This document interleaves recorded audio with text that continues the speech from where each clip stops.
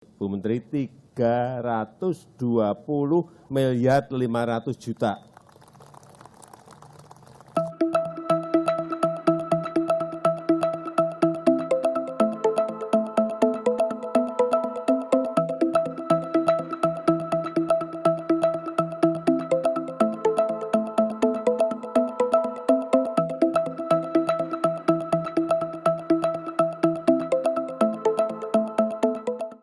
Indonesia berhasil membawa pulang 158 medali emas, 148 perak, dan 95 perunggu.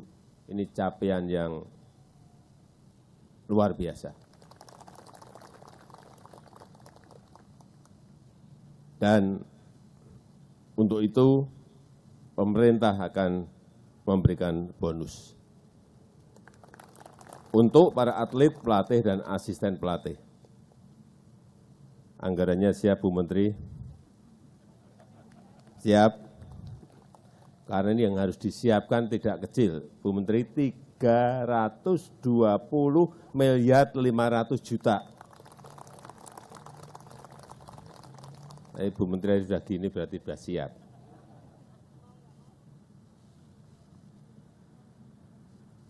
Dengan nominal ini emas 525 juta, perak 315 juta, perunggu 157,5 juta.